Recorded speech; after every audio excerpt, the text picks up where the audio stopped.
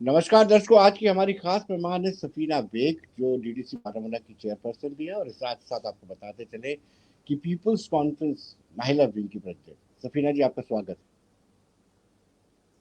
जी, शुक्रिया बहुत है। अब बहुत विनोद जी। रैली आवाज बड़ी आ रही है सक्सेसफुल। आपको? यस जी। यस, रैली बहुत सक्सेसफुल रही, इसका श्रेय आपको भी जाता है। जी, इसमें सबकी मेहनत थी, सब लोगों ने मेहनत की थी, मिलजुल के काम किया था। और जी, अल्लाह का शुक्र है कि प्रोग्राम जो है बहुत ही कामयाब हुआ। देखिए आपने भी मेहनत की, बीजेपी वालों ने भी मेहनत की, और अल्टीमेटली फायदा बीजेपी को होगा, तो इट मीन्स कि पीपल्स कॉन्फ्रेंस बीजेपी की हेल्प कर रही है। समझिए। शायद आप मुझे आपको मालूम नहीं है, आपने मेरे बहुत सारे स्टेटमेंट सुने होंगे कि जी मैं एफिलेटेड नहीं हूँ किसी के साथ। ये इसीलिए जी मैं आपको थोड़ा करेक्ट कर दूं। दूसरा ये है कि मैंने एज डीडीसी चेयरपर्सन काम किया है, ओनली जी एज डीडीसी चेयरपर्सन, इससे मजीद कुछ नहीं। जी। मैडम, आपको क्या लगता है कि जो इस वक्त इस रैली में home minister, union home minister Amit Shah ने जो घोषणाएं की हैं, उससे बीजेपी को कहीं फायदा मिल सकता है रैली में? ये 5 अगस्त के बाद पहला एक इस लेवल का प्रोग्राम हुआ होम मिनिस्टर साहब का। पहले मैं बता दूं, होम मिनिस्टर जो हैं वो पार्टी से ऊपर होते हैं। जब कोई इंसान कॉन्स्टिट्यूशन पोजीशन होल्ड करे, होम मिनिस्टर हो, प्राइम मिनिस्टर हो, तो ये होम मिनिस्टर सब लोगों के होम मिनिस्टर हैं, सिर्फ बीजेपी के होम मिनिस्टर नहीं है। तो जी वाजपेयी साहब जब आए थे एज प्राइम मिनिस्टर, तब कांग्रेस और पीडीपी की हुकूमत थी। तो दिल खोल के लोगों ने उनका वेलकम किया श्रीनगर में। प्राइम मिनिस्टर मोदी जब श्रीनगर आए थे तो सब लोगों ने उनका वेलकम किया, क्योंकि वो देश के प्राइम मिनिस्टर हैं। जाहिर सी बात है, जम्मू कश्मीर के लोगों के भी प्राइम मिनिस्टर हैं।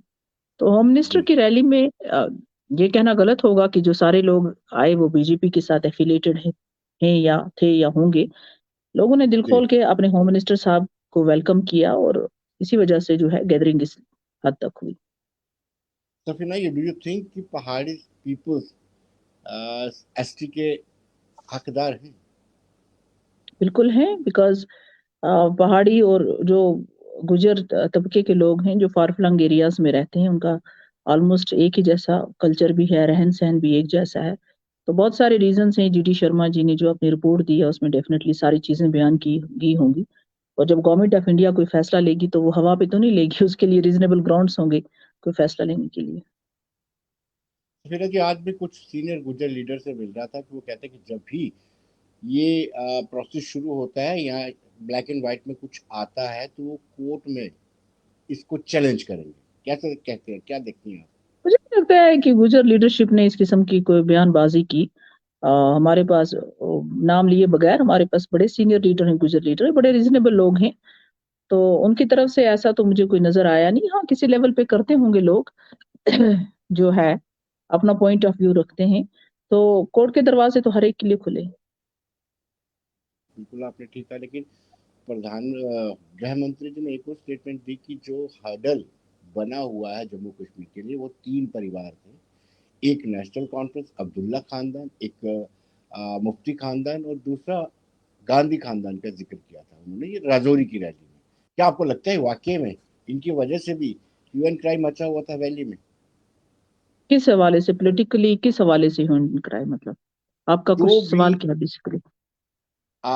एक्चुअली जो करप्शन के चार्जेस लगते हैं, जो बेरोजगारी के मामले हैं, जो सेपरेटिज्म को बढ़ावा देने के मामले हैं, अपीजमेंट के मामले हैं, गृह मंत्री जितना का ये यहाँ कहना की था कि लोकल जहाँ जितना यहाँ की लोकल पार्टियां रिस्पॉन्सिबल हैं सेपरेटिज्म को बढ़ाने के लिए, मेन स्ट्रीम का एक अलग रोल है, और पाकिस्तान का एजेंडा चलाने वाले और सेपरेटिस्ट जो लोग हैं उनका एक अलग एजेंडा है। लेकिन बदकिस्मती जी से जो सक्सेसिव गवर्नमेंट हिंदुस्तान में रही, हमारे मुल्क में रही, उन्होंने इस किस्म के लोगों को पैट्रोनेज दिया। बीजेपी के जी साथ मेरे इख्तलाफात हो सकते हैं, आइडियोलॉजिकल डिफरेंस हो सकते हैं, लेकिन कम से कम इनकी पॉलिसी जो है क्लियर कट पॉलिसी है। डबल स्टैंडर्ड्स नहीं है इनके, कि वो यूएन में जाएंगे और प्लेबिसिट की बात करेंगे और बाद में जम्मू कश्मीर की में 92 एंट्रीज कॉन्स्टिट्यूशन की लगा के इनकी ऑटोनॉमी को इरोड कर देंगे, प्राइम मिनिस्टर से लेके चीफ मिनिस्टर बना देंगे। कम से कम ये डबल स्टैंडर्ड नहीं है बीजेपी के, इनका एक क्लियर कट एजेंडा है। और हमारे लिए सरप्राइज नहीं होना चाहिए था किसी भी जम्मू कश्मीर के बाशिंदे के लिए कि बीजेपी 370 और 35 से खत्म करेगी, बिकॉज वो तो उनका प्राइम एजेंडा था। जहां तक बाकी चीजें हैं कि अगर इन्वॉल्व रहे हैं, कोई टेररिज्म में इन्वॉल्व रहा है, करप्शन में इन्वॉल्व रहा है, तो मैं गवर्नमेंट ऑफ इंडिया से अपील करती हूँ कि बातें करने से कुछ नहीं होगा और ये बीजेपी का फेलियर माना जाएगा कि अगर वाकई इनके पास एविडेंस है पॉलिटिशियंस के खिलाफ करप्शन के और मिलिटेंसी के related, then they should take an action. उनको एक्शन लेना चाहिए इनके खिलाफ। फिर उनको किस तरीके से आप नेशनल इंटरेस्ट को, जम्मू कश्मीर के लोगों के जो फ्यूचर को दाव पे लगा रहे हैं और ऐसे लोगों को, दैट मीन्स कोई ना कोई प्रोटेक्ट कर रहा है उनको दिल्ली में बैठ के। अगर आपके पास एविडेंस है तो बातें किए बगैर आप उनके खिलाफ एक्शन करें। तो फिर जी आपको लगता है ये पहली सरकार है, सक्सेसिव गवर्नमेंट्स ने अपीज किया है सेपरेटिस्ट को, इनके बच्चों को नौकरी दी, सलाहुद्दीन के बच्चों को नौकरी दी, गिलानी के बच्चे, इवन बिट्टा कराटे की वाइफ को भी नौकरी दी थी अपीज करने के लिए। उनको पूरा हक है। अगर कोई एक मिलिटेंसी में फैमिली का एक मेंबर मिलिटेंट बन जाए या सेपरेटिस्ट एजेंडे के साथ जाए, लेकिन उसका ये मतलब नहीं कि पूरी फैमिली को सजा मिले। ये गलत है। जी अगर मेरिट में आते हैं वो लोग, मेरिट को क्वालिफाई करके आते हैं और सरकारी नौकरी करते हैं तो वो उनका फंडामेंटल राइट है। लेकिन हाँ, अगर बैकडोर एंट्री से आते हैं और उनको प्लीज करने के लिए जो है मेरिट के क्राइटेरिया को साइड लाइन किया जाता है और उन बैकडोर उनकी एंट्री की जाती है, तो वो गलत है। बिल्कुल आपने ठीक कहा, लेकिन क्या आपको लगता है कि 5 अगस्त 2019 के बाद में कश्मीर में बदलाव आया, स्टोन बेल्टिंग कम हुई है, अलगाववादियों का जो कैलेंडर होता था वो समाप्त हो गया, ये बेनिफिट रहा? एक चीज के लिए तो मैं अप्रिशिएट करती हूँ, 5 अगस्त के बाद जो एप्रीहेंशंस थी, जिस तरीके से इन्होंने लॉ एंड ऑर्डर को मेंटेन किया है, इसके लिए मैं सिक्योरिटी फोर्सेस की और बाकी एजेंसीज को मुबारकबाद पेश करती हूँ कि उन्होंने पूरी कोशिश की कि किलिंग्स ना हो। आपको याद होगा जब हमारी पॉपुलर गवर्नमेंट हुआ करती थी, चाहे वो एनसी की हो, पीडीपी की हो, तो ना जाने 200-300 किलिंग्स तो हर साल होती थी इनोसेंट लोगों की। तो उसमें ये कामयाब रहे हैं। अब ये भूलने हमको याद रखना चाहिए कि ये एक बॉर्डर स्टेट है और हमारा हमसाए मुल्क जो है उनका रोल यहाँ पे क्या रहा है। तो मिलिटेंसी अगर हम कहेंगे पूरी तरह से खत्म हो गई है, वो तो ऐसा नहीं है, ऐसा नहीं हुई है। होम मिनिस्टर साहब ने भी खुद कहा है कि उसको हम खत्म कर देंगे। तो ये जम्मू कश्मीर की जो हिस्ट्री रही है, जो हालात रहे हैं, यहाँ पर इस किस्म के वाक़ात तो होते रहेंगे, लेकिन जो मास किलिंग्स जैसे पहले रही है, उसमें काफी फर्क पड़ चुका है, स्टोन पेल्टिंग में काफी फर्क पड़ चुका है। ये हकीकत है। आप एक ऐसी पार्टी से वाबस्ता रही हैं पहले, नहीं, पास्ट की पार्टी बात का कर रहा सवाल नहीं पूछिए विनोद जी, आप सीधा एज चेयरपर्सन हूँ। मुझसे बात कीजिए प्लीज। नहीं, मैं मेरा है नहीं उसके साथ। या तो मैंने आपसे डे वन, और आप मेहरबानी करके ये या तो दोबारा से इंटरव्यू स्टार्ट कीजिए, क्योंकि मैं आपसे कुछ बात करना चाहती हूँ। आप इसको कट कीजिए और दोबारा स्टार्ट कीजिए प्लीज। था कि गृह मंत्री अमित शाह ने ये स्पष्ट कर दिया कि पाकिस्तान से बात करने के बजाय बेहतर होगा कि हम कश्मीर के युवाओं से बात करें। कितना सही जाहिर है सी ये? बात है, जो बेसिकली स्टेक होल्डर्स हैं वो तो जम्मू कश्मीर के लोग हैं। पाकिस्तान जो जी है वो एक हमसाया मुल्क है। हम अपने हमसाया को बदल नहीं सकते। हम अपने हमसायों के साथ बेहतर रिलेशनशिप हर एक मुल्क चाहता है, लेकिन सबसे पहले प्रायोरिटी तो अपने लोग हैं। जी। मतलब पहले डायलॉग्स जो है वो अपने लोगों से करना चाहिए, ना कि पड़ोसी मुल्क से। ऑब्वियसली सबसे पहले अपने लोगों को कॉन्फिडेंस में लेना चाहिए, उनका कॉन्फिडेंस जीतना चाहिए, उनको अपनायत का लेकिन एहसास दिलाना चाहिए कि आप हमारा हिस्सा हैं। Former chief minister Mehbooba Mufti का ये कहना है कि स्टोन पेल्टिंग इसलिए नहीं हो रही, सभी यूथ को जेलों में डाल दिया है, पूरे कश्मीर को जेल बना दिया गया है। Is it possible? क्या ये सच्चाई है, सदाकत है? शायद माऊबा जी अपना दौर भूल गई हैं कि अपने जमाने में जो है कितनी किलिंग्स हुई। उनके जमाने में एज चीफ मिनिस्टर कितने लोगों के चेहरे मसक कर दिए, कितनी इनोसेंट बच्चियों की आंखें जो हैं वो अंधा कर दिया उन लोगों को। तो जब इंसान कुर्सी पे होता है तो एक बात करता है, जब ऑपोजिशन में होता है तो दूसरी बात करते हैं, दूसरी जबान बोलते हैं। गुप्कार अलायंस को आप किस तरीके से देखते हैं कि आने वाले इलेक्शंस में उनकी क्या भूमिका रहेगी? क्या उनका रेलेवेंस रहेगा? अल्टीमेटली इलेक्शंस में लोग मैंडेट देते हैं। बहुत सारे लोग जो हैं इंडिपेंडेंट जीत के आए डीडीसी इलेक्शन में।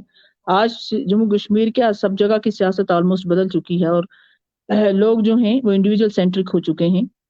मुझे लगता है कि हर पार्टी के अपने अपने लोग, कैडर तो होता ही है, लेकिन आप लोग बड़े जो हैं समझदार हो गए हैं और खासतौर पे कश्मीर के लोगों ने तो बहुत कुछ देख लिया है। बड़े अप एंड डाउन्स देखे हैं, हिस्ट्री के डिफरेंट फेज देखे हैं। मुझे लगता है कि काफी हद तक लोगों को पता चल गया है कि फेक स्लोगन्स क्या होते हैं और हकीकत क्या है। जम्मू कश्मीर में आज तक जो कुछ लिया गया, जो कुछ जम्मू कश्मीर से चला गया, सबसे इम्पोर्टेंट स्टेट, सबसे प्रेस्टिजियस स्टेट, महाराजा के ज़माने की। उसके बाद कहाँ से कहाँ जम्मू कश्मीर पहुंचा, कौन सी चीज़ वापस आई। 92 एंट्रीज ऑलरेडी कॉन्स्टिट्यूशन की यहाँ लग चुकी थी, क्या उनमें से एक एंट्री वापस ला सके ये लोग? तो ये जो है ये इलेक्शन में ठीक है, ये जज्बातों को उभारना और जज्बात पे पॉलिटिक्स करना इज ऑल राइट, लेकिन ग्राउंड पे सिचुएशन जो है वो बड़ी डिफरेंट होती है।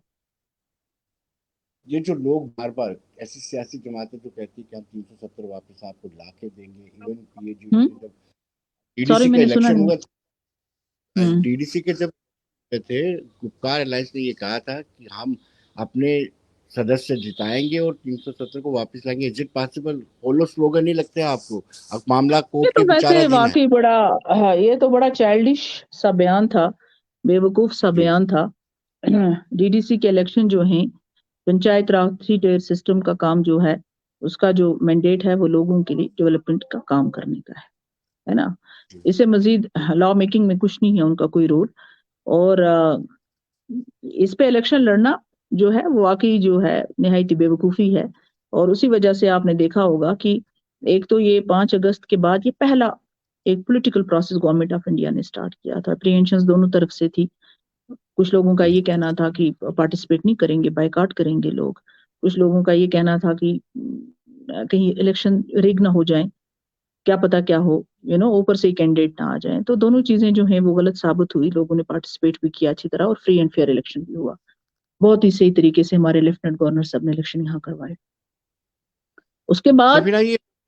जी जी जी जी जी, मैंडेट आपके सामने है कि लोगों ने क्या जी। मैंडेट दिया है, तो ये ठीक है, चलता रहता है ये चीजें चलती रहती हैं। लेकिन लोग समझते हैं कि किसके कितने पावर्स हैं और कौन सी चीज वापस आ सकती है और कौन सी वापस नहीं आ सकती।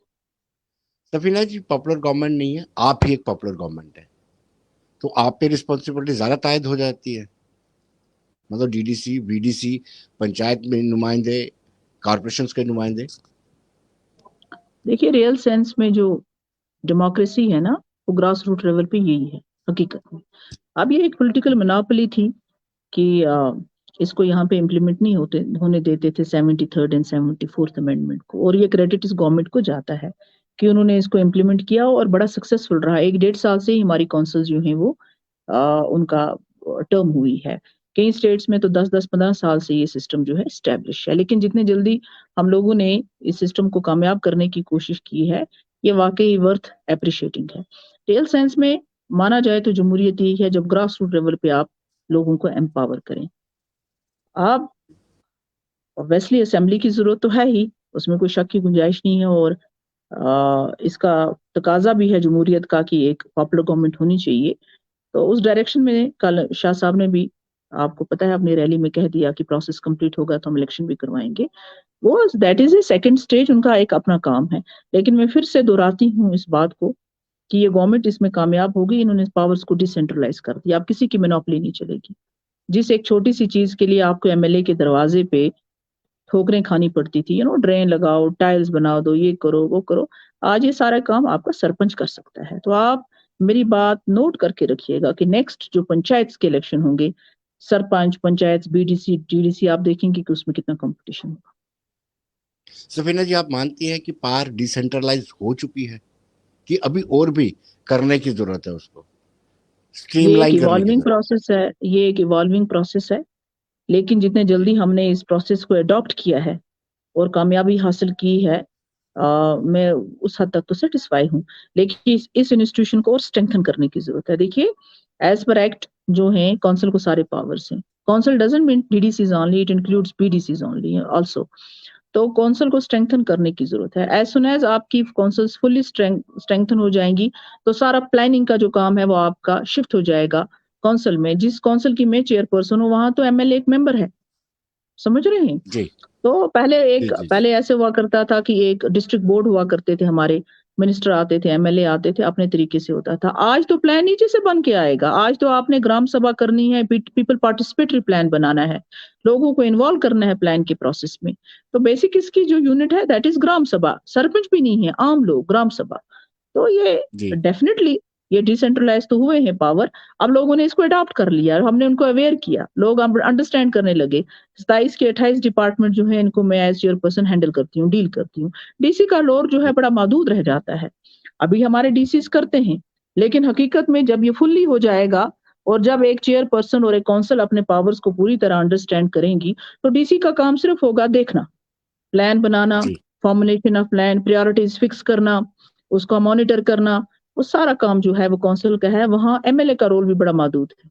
हमारा स्टेटहुड वापस आती है कल, उसके जी बावजूद हमारे जी। एमएलए का रोल जो है एक महदूद होगा डेवलपमेंट के प्रोसेस में।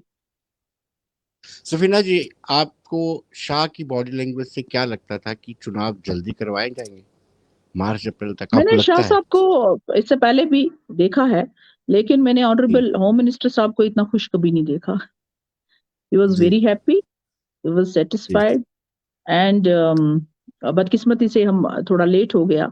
प्रोग्राम हमारा 12:30 था, फार फ्लंग एरिया से, करना से लोग आए थे, सुबह सवेरे आए थे, तो इसलिए फिर शाह साहब को डायरेक्टली अपनी स्पीच करनी पड़ी, आपने तो देखा होगा।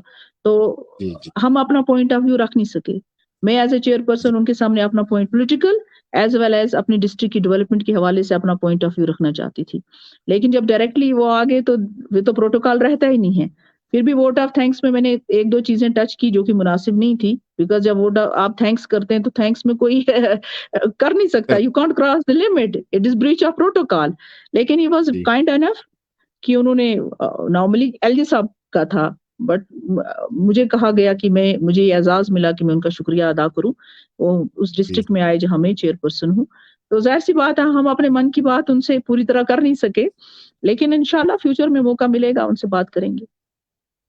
सफीना जी, आपको मौका मिला है, आप अपने मन की बात कर दीजिए, जो आप उनके सामने करना चाहते थे दर्शकों के सामने कर दीजिए, आप व्यूअर्स के सामने। क्या कहना? देखिए, हाँ, मैं तो सबसे पहले उनको अ, इस अपने डिस्ट्रिक्ट में वो पहली दफा कोई होम मिनिस्टर जो हैं बारामूला में आए, हिस्ट्री में पहली दफा आए हैं। जाहिर सी बात जी है, ये हमारे लिए बड़े एजाज की बात है। मैंने फिर कहा, not as a BJP but as home minister of our this proud country, तो जिसपे हमें फख्र होना चाहिए। तो वहां के होम मिनिस्टर साहब हमारे डिस्ट्रिक्ट में आए तो एजाज की बात है हमारे लिए। तो एक तो यही था कि ऑब्वियसली वेलकम था ही, और साथ में मैं उनको मुबारकबाद पेश करना चाहती थी कि जिस तरह से उन्होंने ग्रास रूट लेवल पे डेमोक्रेसी को स्ट्रेंथन किया, जिस तरीके जी से उन्होंने पॉलिटिकल मोनोपोली को खत्म कर दिया, जिस तरीके से जी उन्होंने आम लोगों के हाथ में पावर दे दिया अपनी तकदीर का फैसला बदलने के लिए, उसकी जितनी तारीफ करूं मैं कम है। जिस तरीके से उन्होंने औरतों को रिप्रेजेंटेशन दी डेवलपमेंट के प्रोसेस में, आज सरपंच से लेके पंच से लेके, और इसके लिए strong leadership and political will चाहिए। कितनी पार्टियां और कितनी जमातें आज तक यहाँ हमारे यहाँ आई। जब एक साहब लॉ मिनिस्टर थे तो उन्होंने 33% का बिल मूव किया था औरतों की रिजर्वेशन के लिए असेंबली में, जी लेकिन कांग्रेस ने उस वक्त एतराज किया कि नहीं, अभी नहीं, यहाँ लोकल कांग्रेस नहीं, नेशनल लेवल पे किया। तो जी आज हमारे पास ग्रास रूट लेवल पे आपकी बहनें जो हैं वो अपना रोल निभा रही हैं इसमें, इस जी प्रोसेस में, चाहे वो पंच हो, सरपंच हो, म्यूनसिपैलिटी की हैं, कितनी चेयरपर्सन हैं, कितनी बीडीसी हैं। तो मेरा ये था कि इस लेवल पे तो आपने कर दिया, लेकिन मुल्क के जो लार्ज कन्वास है, बड़ा है प्लेटफॉर्म है, आपने पिछले साल 9 ऑनरेबल होम मिनिस्टर साहब ने 9 औरतों को अपने कैबिनेट में लिया। इस साल उन्होंने एक ट्राइबल औरत को प्रेसिडेंट इस मुल्क का बना दिया, लार्जेस्ट डेमोक्रेसी का। हाँ, तो ये चीजें हर वक्त इंसान को जरूरी नहीं होता, उनकी आइडियोलॉजी के साथ हो सकता है मैं एग्री ना करूं, लेकिन जिस तरीके के वो उन्होंने ये इनिशिएटिव्स लिए, एज ए वुमेन लीडर मैं अंडरस्टैंड करती हूँ कि ये कितने वर्थ अप्रिशिएटिंग है। मैं एक सियासी जमात का हिस्सा रही हूँ, औरतों को मैंडेट देना पॉलिटिकल पार्टीज भी हेजिटेट करती हैं, लेकिन औरतों को एम्पावर करने के लिए बातें की जाती हैं, लेकिन उसके लिए गट्स चाहिए। तो मेरा ये था कि बड़े कनवास पे भी आप औरतों को असेंबली और इसमें ले आइए, पार्लियामेंट में ले आइए। साथ में मेरा ये भी था उनके साथ कि जो नेशनल हाईवे हमारी 3 चीफ मिनिस्टर आ चुके थे इससे पहले, लेकिन बारामूला के हवाले से ये स्ट्रेटेजिकली इंपॉर्टेंट डिस्ट्रिक्ट है, एलओसी आपको बिल्कुल साथ में है, कभी नेशनल हाईवे का नहीं हुआ। लेकिन लास्ट ईयर से हमने कंटिन्यूसली जितने हमारे आउटरीच प्रोग्राम्स हुए, वहां इवन मैं होम मिनिस्टर साहब से भी मैंने लास्ट ईयर मिली थी दिल्ली में, तब मैंने उनसे रिक्वेस्ट किया था कि हमारा ये इशू सॉर्ट किया, उन्होंने सैंक्शन करवा दिया इस साल। उसका एक्सटेंशन में जी कुपवाड़ा तक चाहती थी, साधना टनल के बारे में बात करना चाहती थी, और जाहिर सी बात है जो पार्लियामेंट में उन्होंने वादा किया था जम्मू कश्मीर के लोगों के लिए के साथ कि मैं स्टेटहुड रिस्टोर करूंगा, वो भी मैं उनसे रिक्वेस्ट करना चाहती थी। और भी कुछ इश्यूज थे, लेकिन आएगा मौका इंशाल्लाह। तो फिर मौका आएगा। जी जी। की एक्सेप्टेबिलिटी बढ़ रही है कश्मीर में, आपको लगता है? जी भारतीय सॉरी जनता मैंने। पार्टी भारतीय जी जनता पार्टी कश्मीर में एक्सपेक्ट मतलब जगह स्पेस बन रही है, आपको क्या लगता है? देखिए, अभी तो प्री मैच्योर हैं ये चीजें। जी आपको याद होगा जब कांग्रेस का दौर था, तो उस वक्त उस टाइम नेशनल कॉन्फ्रेंस जो थी वो कांग्रेस को कहा करती थी गंदी नाली के कीड़े। ये हिस्ट्री है ना, जी तो मैं अपनी जुबान में, तो मैंने क्रिएट नहीं किया है ना ये चीजें। आई हैव नॉट जी created these things. So social boycott किया जाता था कांग्रेस के खिलाफ। मस्जिद में अगर कोई कांग्रेसी आ जाए तो लोग बाहर निकलते थे, नमाज नहीं पढ़ते थे, उनकी शादियों में नहीं जाया करते थे, कहते थे ये गंदी नाली के कीड़े हैं। तो आहिस्ता आहिस्ता आपने देखा कि उन्होंने फिर जो है यहाँ पर एक जमात की सूरत में उभर के आए। अभी मैं नहीं कह सकती हूँ कोई भी पार्टी अनटचेबल नहीं होती है, सिर्फ आइडियोलॉजिकल डिफरेंसेस होते हैं इंसान की, अपनी आइडियोलॉजी है, किसी की अपनी आइडियोलॉजी है। तो जी। क्या रहेगा वो मैं, इट्स प्री मैच्योर, लेकिन कोई जमात अनटचेबल नहीं है। सफीना जी, आपका बहुत बहुत शुक्रिया, आप हमारे साथ जुड़े। Thank you very much. Thank you so much, God bless. Thank you.